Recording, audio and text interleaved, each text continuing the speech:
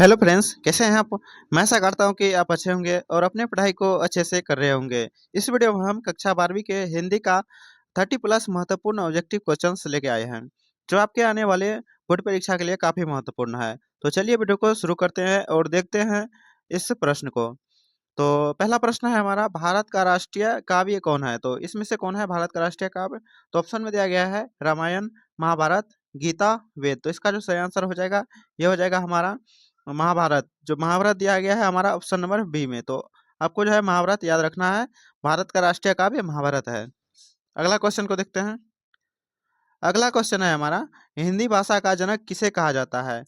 हिंदी भाषा का जनक किसे कहा जाता है? तो यहाँ पर ऑप्शन में दिया गया है तुलसीदास, रामधारी सिंह दिनकर, भारतेंदु हरिश्चंद्र, प्रेमचंद। तो इसका जो सही आंसर हो जाएगा, ये हो जाएगा हमारा option number C, Bharatendu Harishchandra. तो आपको जो है भारतेंदु हरिश्चंद्र याद रखना है, ऑप्शन नंबर सी। तो अगला क्वेश्चन को देखते हैं। अगला क्वेश्चन है हमारा, कामायनी के रचयिता कौन है? कामायनी के रचयिता जो है यहाँ पर कौन है? तो ऑप्शन में दिया गया है जयशंकर प्रसाद, महादेवी वर्मा, निराला, सुमित्रा नंदन पंत। तो इसका जो सही आंसर हो जाएगा, ये हो जाएगा हमारा थर्ड का जयशंकर प्रसाद। जयशंकर प्रसाद जो है ये कामायनी के रचयिता है। तो यहाँ पर आपको ऑप्शन नंबर ए जो है याद रखना है। अगला क्वेश्चन है हमारा, विद्या का वास्तविक उद्देश्य क्या है? विद्या का जो वास्तविक उद्देश्य होता है क्या होता है? तो यहाँ पर जो है ऑप्शन में दिया गया है धन कमाना, समाज सेवा, संस्कारों का विकास, पद प्रतिष्ठा। तो इसका यहाँ पर जो ऑप्शन सही हो जाएगा इसका, ये हो जाएगा हमारा संस्कारों का विकास। विद्या का जो मुख्य उद्देश्य होता है, ये होता है संस्कारों का विकास करना। तो आपको जो है ऑप्शन नंबर सी जो है याद रखना है, शिक्षा का उद्देश्य संस्कारों का विकास। अगला क्वेश्चन है हमारा, रामचरितमानस किस भाषा में लिखा गया है? तो यहाँ पर ऑप्शन में दिया गया है हिंदी, संस्कृत, अवधी, ब्रज। तो किस भाषा में लिखा गया है रामचरितमानस? तो यहाँ पर इसका सही आंसर जो होगा, ये हो जाएगा हमारा फिफ्थ का अवधी। अवधी भाषा में लिखा गया, तो अवधी है हमारा सी। तो सी में ऑप्शन नंबर में दिया गया है अवधी। तो आपको जो है ये सी याद रखना है, अवधी। अगला क्वेश्चन है हमारा, हिंदी गद्य का प्रथम लेखक कौन है? हिंदी गद्य का प्रथम लेखक कौन है? तो यहाँ पर ऑप्शन में दिया गया है भारतेंदु हरिश्चंद्र, राजा शिव प्रसाद, सितारे हिंद, प्रेमचंद, आचार्य रामचंद्र शुक्ल। तो इसका जो सही आंसर हो जाएगा, ये हो जाएगा हमारा सिक्स्थ का राजा शिव प्रसाद सितारे। तो आपको जो है ऑप्शन नंबर बी में दिया गया है। तो आपको जो है इसको याद रखना है, option number B. Next question देखते हैं। नेक्स्ट क्वेश्चन है हमारा, किस काव्य को पंचम वेद कहा जाता है? किस काव्य को पंचम वेद कहा जाता है? तो यहाँ पर ऑप्शन में दिया गया है गीता, महाभारत, रामायण, उपनिषद। तो यहाँ पर जो है इसका जो सही आंसर हो जाएगा, सिक्स सेवेंथ का हो जाएगा हमारा रामायण। रामायण को जो है पंचम वेद कहा जाता है। तो आपको ऑप्शन नंबर सी में दिया गया है रामायण। तो रामायण को आपको याद रखना है। पंचम वेद काव्य को पंचम वेद कहा जाता है, तो रामायण को कहा जाता है। नेक्स्ट क्वेश्चन देखते हैं। नेक्स्ट क्वेश्चन है हमारा, सूरदास किस शैली के कवि है? सूरदास किस शैली के कवि है? तो यहाँ पर है भक्ति काल, रीति काल, आधुनिक काल, वेद काल। तो यहाँ पर जो इसका सही आंसर हो जाएगा, ये हो जाएगा हमारा भक्ति काल। ऑप्शन नंबर ए में दिया गया है भक्ति काल। तो आपको जो है ऑप्शन नंबर ए टिक करना है और याद रखना है इसे। नेक्स्ट क्वेश्चन को देखते हैं। नेक्स्ट क्वेश्चन है हमारा, किस काव्य के रचयिता तुलसीदास है? तुलसीदास किस काव्य के रचयिता है? तो यहाँ ऑप्शन में दिया गया है रामचरितमानस, गीता, महाभारत, अ, पद्मावत। तो इसका जो सही आंसर हो जाएगा, ये हो जाएगा हमारा रामचरितमानस। तो ऑप्शन नंबर ए में दिया गया है रामचरितमानस। ये जो है तुलसीदास रामचरितमानस के रचयिता है। अगला क्वेश्चन को देखते हैं। अगला क्वेश्चन है हमारा, महादेवी वर्मा को किस उपाधि से सम्मानित किया गया है? महादेवी वर्मा को किस उपाधि से सम्मानित किया गया है? तो यहाँ पर ऑप्शन में दिया गया है गद्य सम्राट, कवि सम्राट, आधुनिक मीरा, राष्ट्र कवि। तो यहाँ पर जो इसका सही आंसर हो जाएगा, महादेवी वर्मा को जो है यहाँ पर आधुनिक मीराज के नाम से जो है का जो उपाधि मिला है। तो ये सम्मानित किया गया है आधुनिक मीरा के नाम से। तो आपको जो है ऑप्शन नंबर सी आपका जो है करेक्ट आंसर हो जाएगा। नेक्स्ट क्वेश्चन को देखते हैं।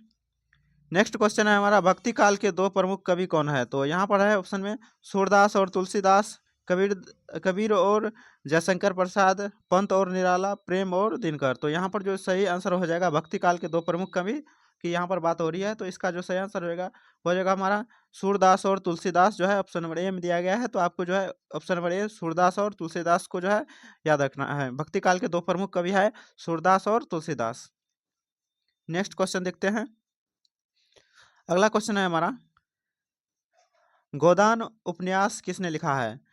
गोदान उपन्यास जो है किसने लिखा? तो यहाँ पर ऑप्शन में दिया गया है प्रेमचंद, तुलसीदास, दिनकर, जयशंकर प्रसाद। तो यहाँ पर इसका सही आंसर जो है ये हो जाएगा हमारा प्रेमचंद। प्रेमचंद जो है उन्होंने लिखे हैं गोदान उपन्यास जो लिखे हैं ये प्रेमचंद ने लिखे हैं। तो ऑप्शन नंबर आपको जो है ये आपको रखना है याद। अगला प्रश्न को देखते हैं। अगला प्रश्न है हमारा, हिंदी भाषा का विकास किस भाषा से हुआ? हिंदी भाषा का जो विकास है किस भाषा से हुआ है? तो यहाँ पर ऑप्शन में दिया गया है अंग्रेजी, संस्कृत, तमिल, उर्दू। किस भाषा से हुआ है? तो यहाँ पर इसका सही आंसर हो जाएगा हमारा ऑप्शन नंबर बी संस्कृत से। संस्कृत से जो है हिंदी भाषा का विकास हुआ है। नेक्स्ट क्वेश्चन को देखते हैं। अगला क्वेश्चन है हमारा, सुमित्रा नंदन पंत किस युग के कवि है? सुमित्रा नंदन पंत किस युग के कवि है? तो यहाँ पर ऑप्शन में दिया गया है छायावाद, भक्ति काल, रीतिकाल, आधुनिक काल। तो यहाँ पर जो इसका सही आंसर होगा ये हो जाएगा हमारा ऑप्शन नंबर ए छायावाद। छायावाद के युग के जो है कवि है सुमित्रा नंदन पंत। तो आपको ऑप्शन नंबर ए याद रखना है। नेक्स्ट क्वेश्चन को देखते हैं। अगला क्वेश्चन है हमारा, किस कवि को राष्ट्र कवि कहा जाता है? किस कवि को जो है राष्ट्र कवि कहा जाता है? तो यहाँ पर ऑप्शन में दिया गया है प्रेमचंद, दिनकर, निराला, महादेवी वर्मा। तो इसका जो सही आंसर है ये हो जाएगा हमारा दिनकर। दिनकर को जो है राष्ट्र कवि के नाम से जाना जाता है। तो आपको जो है ऑप्शन नंबर बी याद रखना है, दिनकर। अगला क्वेश्चन को देखते हैं। अगला क्वेश्चन है हमारा, कबीर दास किस पंथ के अनुयायी है? तो किस पंथ के अनुयायी है कबीर दास? तो यहाँ पर दिया गया है सगुण, निर्गुण, योग, वैभव। तो इसका जो सही आंसर हो जाएगा ये हो जाएगा हमारा निर्गुण। ऑप्शन नंबर बी में दिया गया है निर्गुण पंथ के अनुयायी है। तो आपको जो है ऑप्शन नंबर बी जो है सही आंसर हो जाएगा। तो इसको याद रखना है। अगला क्वेश्चन को देखते हैं। अगला क्वेश्चन है, जयशंकर प्रसाद का प्रसिद्ध नाटक कौन सा है? प्रसिद्ध नाटक जयशंकर प्रसाद का कौन है? तो यहाँ पर ऑप्शन में दिया गया है स्कंदगुप्त, कामायनी, पद्मावत, गोदान। तो इसका जो सही आंसर है ये हो जाएगा आपका स्कंदगुप्त। स्कंदगुप्त जो है हमारा ऑप्शन नंबर ए में दिया गया है। तो आपको जो है ऑप्शन नंबर ए टिक करना है और याद रखना है इसे। नेक्स्ट क्वेश्चन को देखते हैं। नेक्स्ट क्वेश्चन हमारा है, पद्मावत के लेखक कौन है? पद्मावत के लेखक कौन है? तो यहाँ पर ऑप्शन में दिया गया है सूरदास, तुलसीदास, मलिक मोहम्मद जैसी, कबीर। तो यहाँ पर जो पद्मावत के लेखक है तो इसका जो सही आंसर हो जाएगा ये हो जाएगा मलिक मोहम्मद जैसी। तो आपको जो है ऑप्शन नंबर सी में दिया गया है मलिक मोहम्मद जैसी। तो इसको याद रखना है। अगला क्वेश्चन है, अंधा युग नाटक किसने लिखा है? अंधा युग नाटक जो है किसने लिखा है? तो यहाँ पर ऑप्शन में दिया गया धर्मवीर भारती, प्रसाद, दिनकर, निराला। तो यहाँ पर जो इसका सही आंसर है यह हो जाएगा आपका धर्मवीर। धर्मवीर भारती जो है इन्होंने लिखे हैं अंधा युग नाटक। तो आपको जो है ऑप्शन नंबर ए याद रखना है। नेक्स्ट क्वेश्चन को देखते हैं। अगला क्वेश्चन है हमारा, गीतांजलि के लेखक कौन है? तो यहाँ पर ऑप्शन में दिया गया है रविन्द्रनाथ टैगोर, प्रेमचंद, महादेवी वर्मा, सुमित्रा नंदन पंत। तो यहाँ इस पर जो इसका सही आंसर हो जाएगा ये हो जाएगा हमारा रविन्द्रनाथ टैगोर। तो गीतांजलि जो है रविन्द्रनाथ टैगोर जी ने लिखे हैं। तो यहाँ पर ऑप्शन नंबर ए आपका जो है सही आंसर हो जाएगा। नेक्स्ट क्वेश्चन देखते हैं। अगला क्वेश्चन है हमारा, सूरदास की काव्य शैली कौन सी है? तो यहाँ पर ऑप्शन में दिया गया है ब्रजभाषा, अवधी, संस्कृत, खड़ी बोली। तो यहाँ पर जो इसका सही आंसर होगा ये हो जाएगा हमारा 21 का ब्रजभाषा। ब्रजभाषा आपको जो है ऑप्शन नंबर ए में दिया गया है। तो आपको ए नंबर याद रखना है, ब्रजभाषा। सूरदास की काव्य शैली है ब्रजभाषा में। तो अगला क्वेश्चन को देखते हैं। अगला क्वेश्चन है, मेरी कल्पना का आदर्श समाज। मेरी कल्पना का आदर्श समाज पाठ के लेखक कौन है? तो यहाँ पर ऑप्शन में दिया गया है महात्मा गांधी, प्रेमचंद, रामधारी सिंह दिनकर, जयशंकर प्रसाद। तो यहाँ पर जो इसका सही आंसर है ये हो जाएगा आपका 22 का महात्मा गांधी। महात्मा गांधी जो है ये है ऑप्शन नंबर ए में। तो आपको जो है option number A Mahatma Gandhi याद रखना है। मेरी कल्पना का आदर्श समाज तो जो है option number A Mahatma Gandhi हो जाएगा। अगला क्वेश्चन को देखते हैं।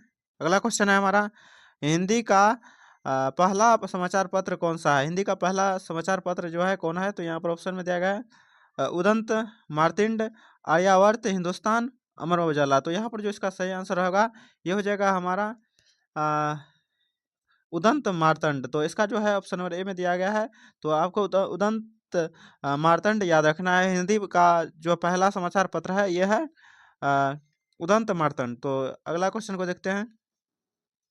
अगला क्वेश्चन है हमारा, किस भाषा को देवनागरी लिपि में लिखा जाता है?